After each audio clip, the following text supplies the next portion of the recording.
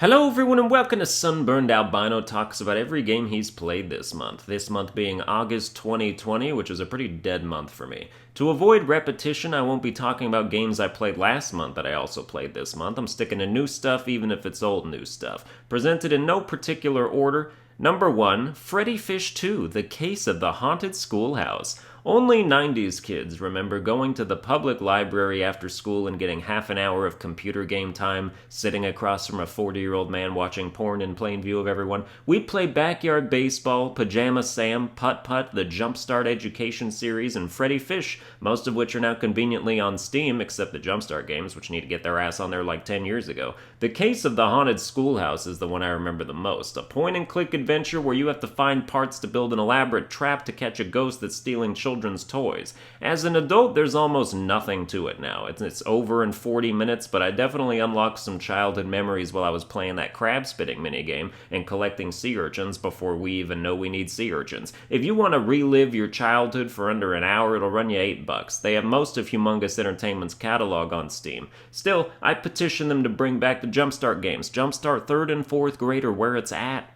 Number 2, Fall Guys Ultimate Knockout. Definitely August's most notable release, Fall Guys has taken the internet and streaming world by storm, and for good reason because it's super fun and it's bound to get better. I was streaming it myself for a good clip until I maxed out my season level and got all the trophies. I'll be back in 40 days when it rolls over with new rewards. Number 3, Rocket League. Fall Guys reminded me of Rocket League, in the way it rose to prominence as an esport and stream darling while being free on PS Plus, so I came back and played a few matches to reacquaint myself. It's completely overhauled the economy in a frankly terrible way, as it makes the shift towards free-to-play, with you unable to get the cosmetics of the blueprints you obtain without spending real money. That's garbage! It's still Rocket League though, but I don't see myself having much more interest to play it again. Number 4, Risk of Rain 2. Risk of Rain 2 is a very rare game for me. I decided to buy it on a whim, even though I didn't like the first one, because I thought the more open third-person shooter mechanics would make me more into its roguelike structure. But it turns out I actually kind of hate it. It's like playing Call of Duty Nazi Zombies starting on round 20 with default weapons. You just immediately feel weak, there's a constant timer that ratchets up the difficulty with every passing second, and enemies never stop spawning. Switching to easy mode to lengthen the difficulty timer helped, but in the end, I still felt like a toddler with a slingshot against hordes of repeated enemies as I wandered aimlessly looking for the teleport to the next area. I'm usually too discerning to buy games I don't end up liking, but I rolled the dice and lost on this one. Number 5, Rogue Legacy 2. This is one of the most piecemeal early access games I've ever seen. Like, there's literally only one complete area, and the upgrade trees barely make it past the roots. I understand why they delayed it a month now, because if they didn't, we'd just be playing the main menu. But what they do have is definitely indicative of a very good final product. It's fun, there's more class variety, and just seems like a straight upgrade over the original, so I'll be glad to retread it as they add new areas.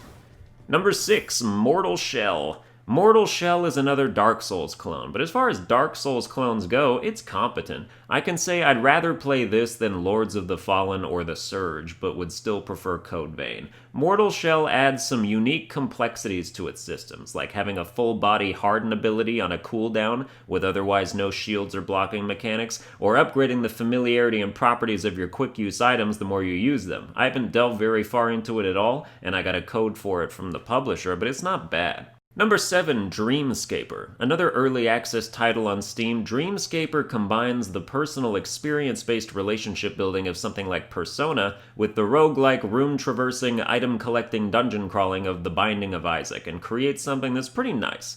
The overall vibe is one of those soft, hipster, takes-place-in-Seattle kind of games. You know what I'm talking about. The Life is Strange, Night in the Woods, I'm the main character and I'm struggling emotionally deals. But I don't find it annoying, and I think it's worth checking out. Number 8, Among Us. I was recently told about this kind of older game that's on PC and mobile where you join a crew of however many people and try to complete your allotted tasks, all while some of you are imposters trying to kill everyone without giving yourselves away. It's a voice chat heavy game. The people who die have to keep their mics muted and everyone mutes during the rounds, but then convenes at the end when they discover a body and try to piece together what happened and vote on suspects. I find it to be more entertaining than something like Mafia or Jackbox's Push the Button, and it's a fun party game.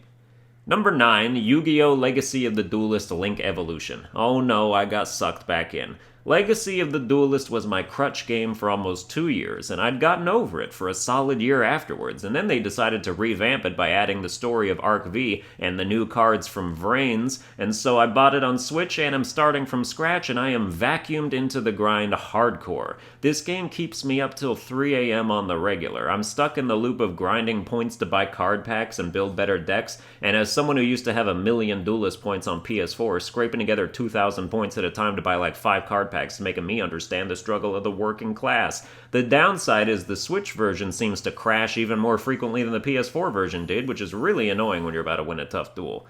And that's every game I played this month. Tune in next month for every game I played that month. Like, share, and subscribe. Follow me on Twitter at Sunburned Albino. I'll see you guys next time.